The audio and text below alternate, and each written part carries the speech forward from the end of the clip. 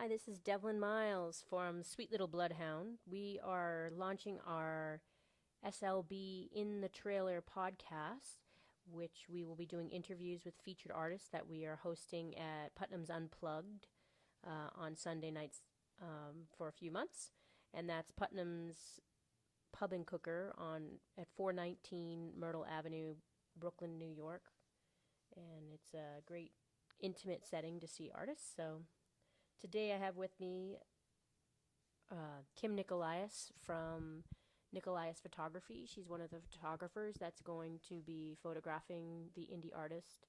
Our goal as a whole, doing the music series plus the podcast, is to help indie artists with promotion and also give them some publicity photos and also live performance video.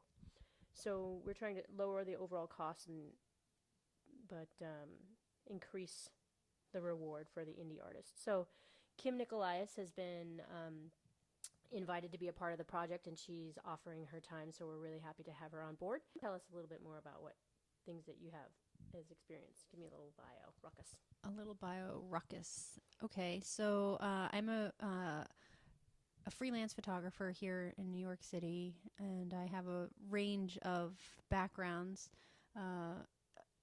I was trained as a graphic designer and photographer, so I have both skill sets as far as being able to compose an image in camera and see the final layout before it's even in a layout. So that's been a big asset as a photographer, getting direction from art directors and things like that, having been an art director myself. So that's, a very quick backstory. I've been photographing sports and fashion for the last 7 years. I also have a pretty significant clientele that I do stuff for regularly. Along with that, if that's not enough, I also have a wedding business called Bride and Joy Photography, and we don't do a million weddings a year, but everything comes as a referral. One of the things that I would like to do as a personal project, I started a few years back. I'm going to revisit my B-boy and B-girl portraits that I did and some interviews that I did with on the underground hip-hop scene and how fashion affects what they wear during their dancing, and how they try to get one up on each other when it comes to like who's wearing the best shoes or who has the best sweatshirt, things like that. It's a very heavy influenced culture when it comes to clothing and b-boys and b-girls. Oh, interesting. In terms of photographing here at Putnam's, what do you hope to accomplish out of it? I mean, you're obviously volunteering your time for these indie artists. Is there anything that you hope to receive as a benefit?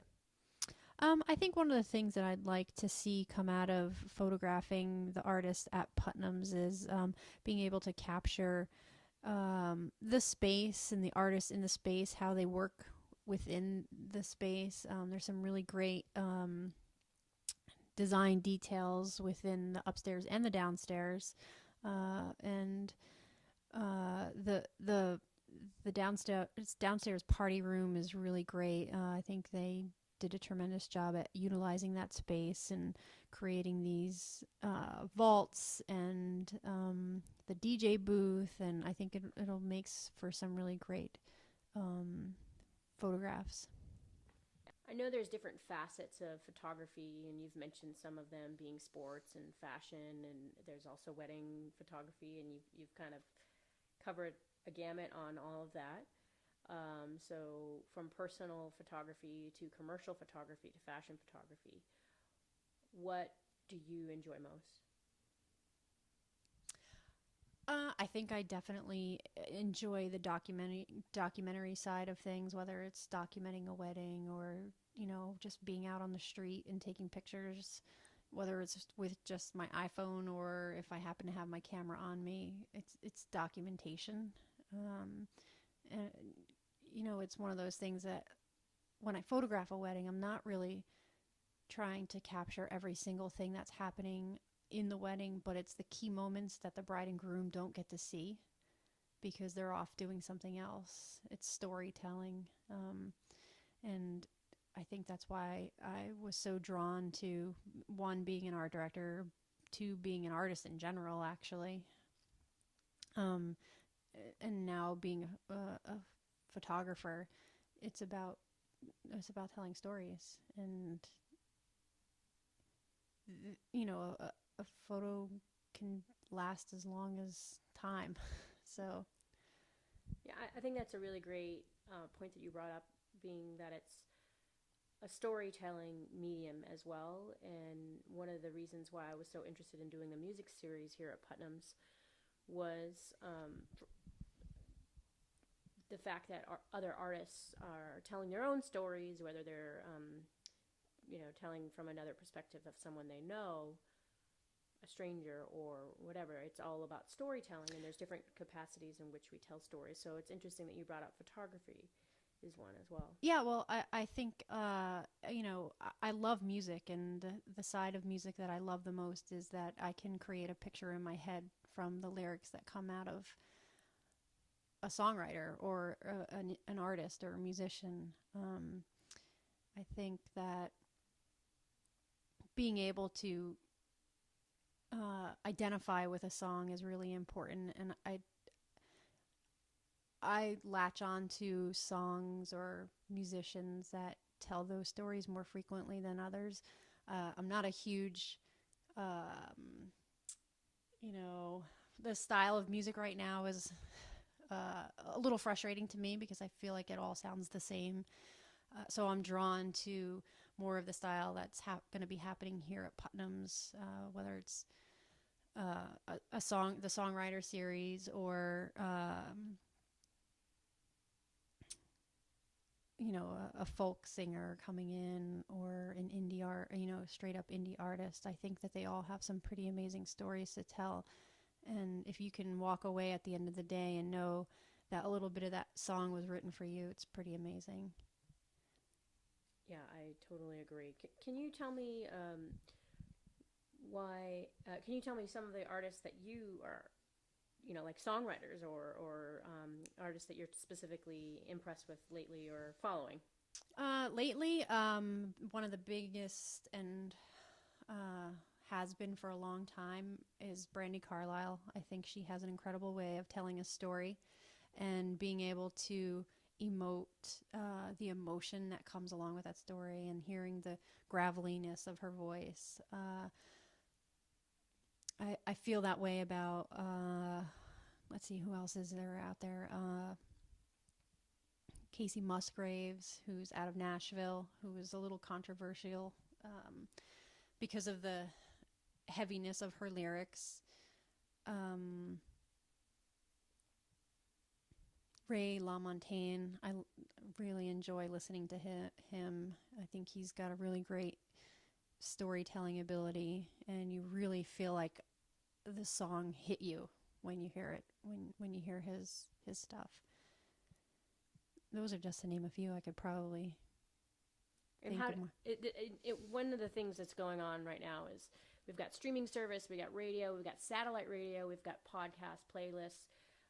People are getting music from so many different avenues. What do you find, Pandora, what do you find is your common go-to place where you hear new artists, and where can indie artists reach you, basically?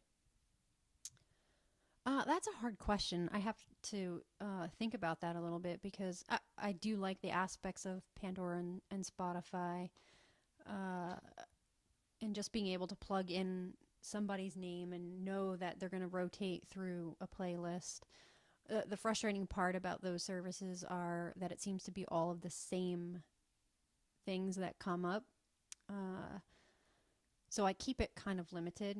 And when I know I want to listen to something, I just go directly to my iPod, and, Brandi Carlile, back to her, I can listen to her album from front to back, and I don't seem to get bored with it. I was recently listening to some of the nominees for this year's Grammys, and I got through 3 songs on a particular album, and I got a little bored. I felt like a lot of the instrumentation was all the same, and it just didn't have a variety for me. So when you are hearing new songs, new music, what grabs you? Is it different things? Would it be the beat? Would it be the melody? Or what are you drawn to? Do you know? First off, the lyrics. It goes back to that storytelling thing.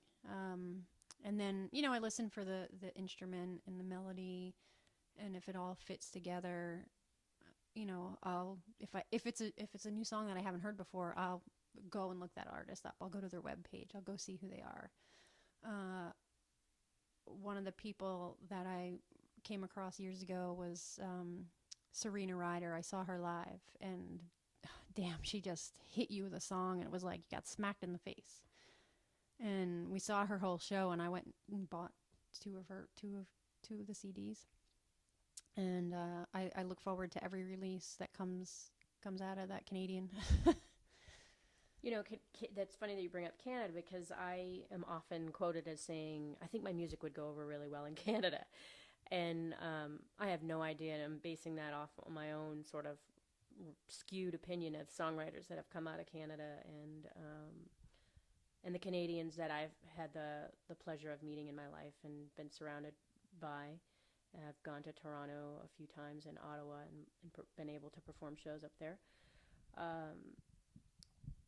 Why do you think Canada has such a strong connection with great songwriters, and America is not so versed with that? Well, I think one of the reasons the Canadians are so versed in their music is that they're a little bit, they're a little more free. Somebody said to me tonight, actually, totally off the topic, in a totally different industry, he said that, Canadians will stick with you, and they're loyal. And he's like, in my business, Americans, if you don't hear, if your customer doesn't hear from you in 2 or 3 months, forget it, but I think Canadians are like that. If they like you, they'll stick with you, and I think they work a little bit harder to help promote their people.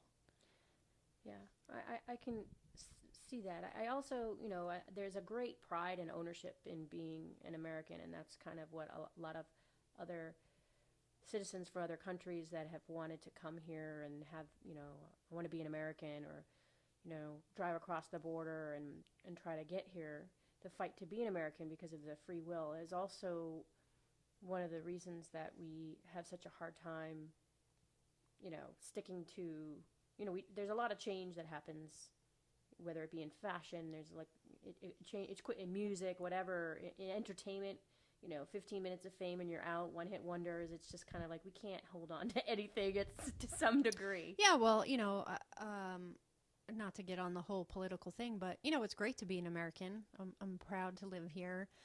I think that it's also been,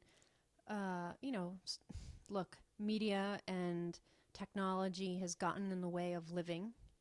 And I don't think that people really take the time to enjoy what's happening right in front of them. They're on their phone, they cross the street, they're on the phone. They're driving, they're on the phone, So I think that not just American, but our society today has stopped living in a way. And hopefully it will come back around, but I think, I don't know, I kind of lost my train of thought. We got off on a tangent there. So let's get back to our artistry and here at Putnam's and what we're going to do with our indie series here that we're attempting to do by offering indie artists an opportunity to perform live in front of a very comfortable neighborhood, casual environment, by casual being that it's informal but not I don't know how else to describe that, but I'm just saying it's a beautiful venue. It's not run down or anything. It's a respected venue in the area and in New York press. So we're really happy to be a part of it here. Yeah, I think, as far as, I've been involved in indie music for a while, and as a photographer, as helping bands, get their PR, their press pictures done, that kind of thing. I think that Putnam's has a lot to offer, and I think it's it's a relaxed way of showcasing talent in a different way. There's a lot of really fantastic venues in the city for music. But I think that indie artists and, non-indie artists could benefit from a place like Putnam's and be able to not be so hung up on this, I got to play at this place, I got to play at that place. I think it's a really good way to get new material out there, to meet people that they normally wouldn't meet, because let's face it, we all go to live music to see who we want to see.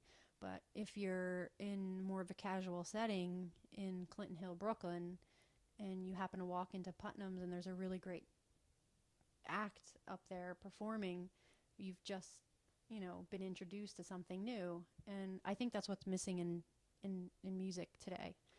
Right. Well, I think, too, one of the things that makes this environment at Putnam so charming, and I'm so delighted that Jerry invited me to be a part of the music program here, but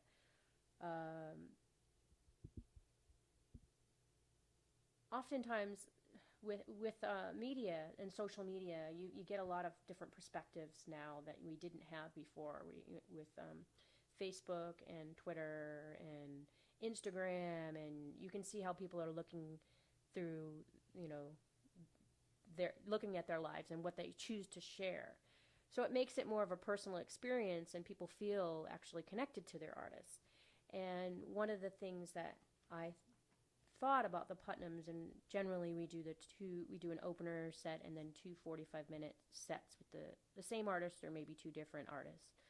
But the idea is to make it a whole evening, and that in those break moments, the audience can be a part with the performing artists. I mean, a lot of times as an artist, you want to go hide, because you're in another, you're in this other element in your mindset, which I've had. But in this environment, I feel more like I can step away from my microphone and go and chat with somebody that's sitting at the bar and connect with them on another level, and it lets you connect with the fans. Do you kind of agree on what Putnam's brings to the table in a different way for an indie artist and the audience members, actually? Well, I think it gives the fans and the artists the opportunity, like you said, to commingle. Whereas when you get off of a stage, say, at any big venue in New York City or LA or London, there's this perception that artists are untouchable. And I think what is about to happen at Putnam's is it's going to enable people to talk about music. Hey, you did a really great job. I love that song. Fans don't usually get that opportunity when they go see somebody big. So, yeah, right now, these are smaller acts in Putnam's, but you don't know where those small acts are going to go. And to have a relationship early on with fans is the most important. And, Taylor Swift is really great at that, I think, being kind of in touch with fans. And there's several artists out there who I think can do that very well. And then there's other artists who, don't, and that's fine. Right. I've been on both sides of the fence in terms of wanting to mingle or not wanting to mingle, and it really does depend on the scenario. But the other thing that is cool about Putnam's is that bigger artists, say like you've brought up Randy Carlisle a few times, and she used to start and play. She played in all these small clubs in Seattle, and still will go back and return to some of these smaller clubs that she used to play in. And I just think that she would love a venue like this, that, you know, and be an intimate experience for her fans to come, and then also have like the VIP lounge or whatever downstairs. Yeah, well, if Devlin Miles and Sweet Little Bloodhound can get Brandy Carlisle into Putnam's, that'd be pretty amazing. And she probably would dig it. She seemed like a pretty down-to-earth person. And, you know, she was once, you know, an independent indie artist, you know, coming up. And I saw her 10 years ago, almost, at a little place in New York City called the Coda, which doesn't even exist anymore. But there was hardly a soul in the audience, and I was just, like, floored. I was like, wow, this girl is going to be, like, somebody. We're going to see her in 5 years.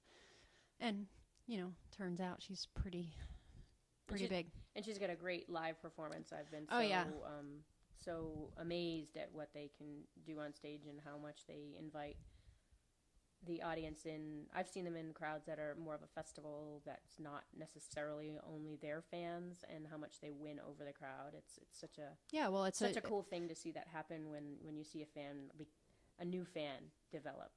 Right. Well, it's part of the art of being a really great entertainer, and she and both of the twins, they have that, and you can obviously see that they really have a great stage presence together and really connect in, you know, a lot of ways. So I wish there were more artists out there like her, because I would go spend all my money seeing those shows. Well, we can't have all that, Ruckus. They can't all be great, right?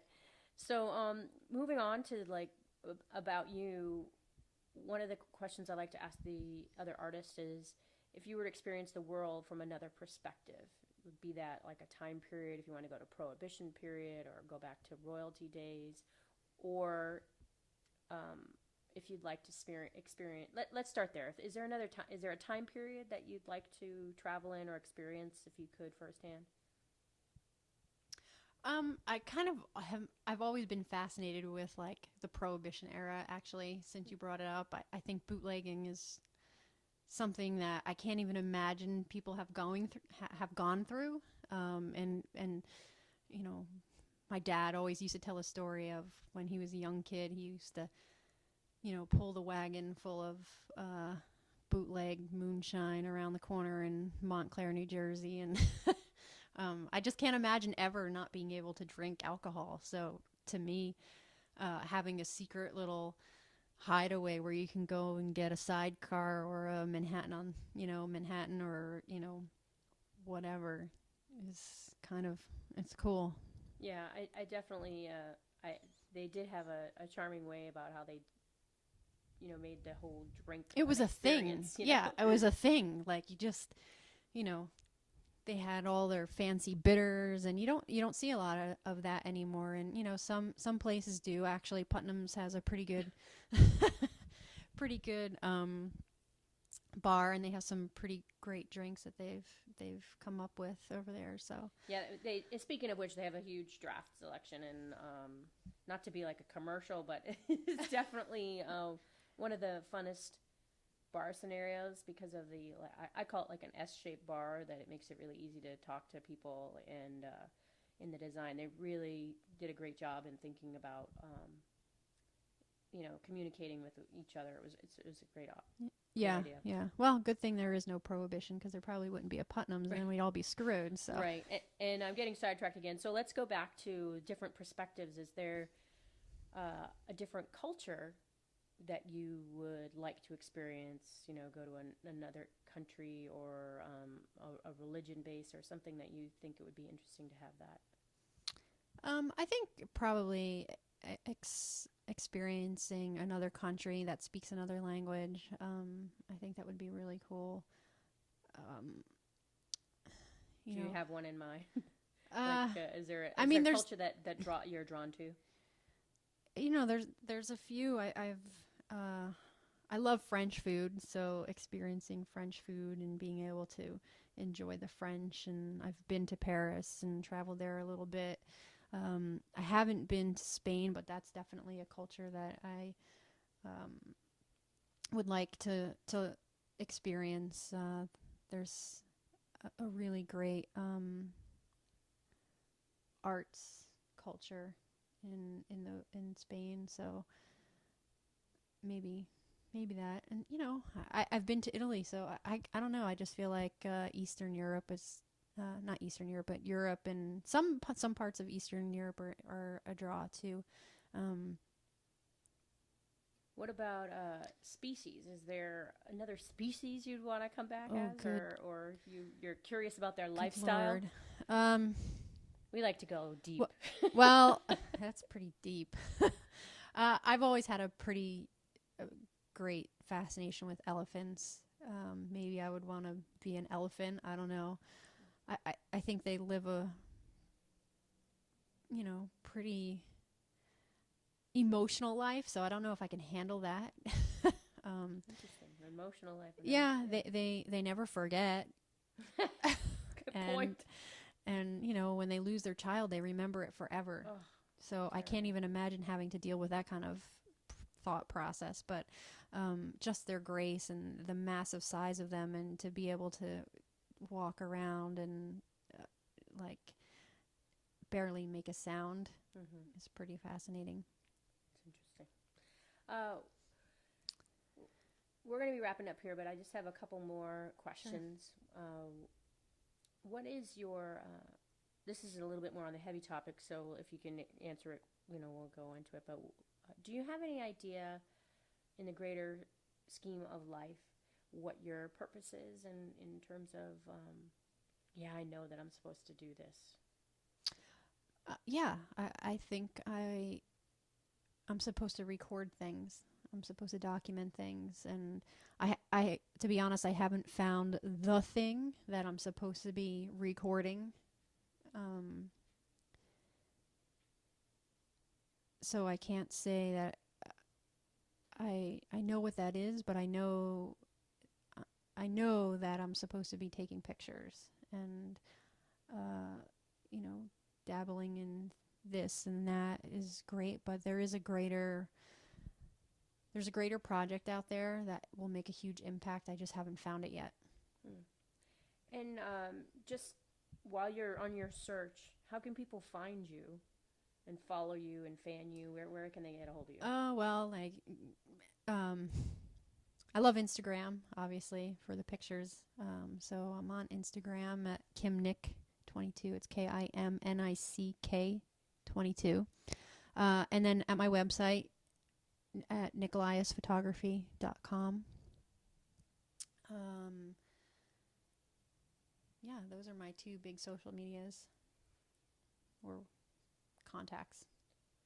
And then your wedding business, you said too. Yeah, my wedding business, if you're looking to get married, is Bride and Joy. It's bride dash and dash. Bride and Joy. And it's a little confusing. Just call me. Okay, there's also links on the Putnam site as well as the Sweet Little Bloodhound site to find everybody too. If you just Google Bride and Joy, it'll come up in the first couple of hits. So last night was our first Putnam's Unplugged, and we were dealing with technical ruckus, and we had guest artists last night, the Levins. They were fantastic, and we were really happy to have them. But we weren't able to record our podcast, so I really appreciate you taking the time to interview with me, and we'll get something up there for our fans. And I want to thank you for being a part of it and for offering your time for the indie artists, as well as Putnam's Pub and Cooker at 419 Myrtle Avenue, cross street Clinton Avenue, for offering up the fantastic venue for us to have this event. And I'm Devlin Miles from Sweet Little Bloodhound. You can find us at sweetlittlebloodhound.com, or you can follow us on Twitter and Instagram at SLB. It's hard to say. SL Bloodhound. No, they SL choke Bloodhound, up. Right? Yeah, at SL Bloodhound on Instagram and Twitter. and on Facebook it's Devlin Miles Fans. So this is this is our signing off. We look forward to. Well, thanks for having me. It was a pleasure speaking with you. Okay, cool. And we look forward to having you and hearing more about it. Maybe we'll do some updates as we go along. And this has been a production of SLB In the Trailer, and it's the copyright of Devlin Miles 2015. We'll see you next week. Thanks for tuning in.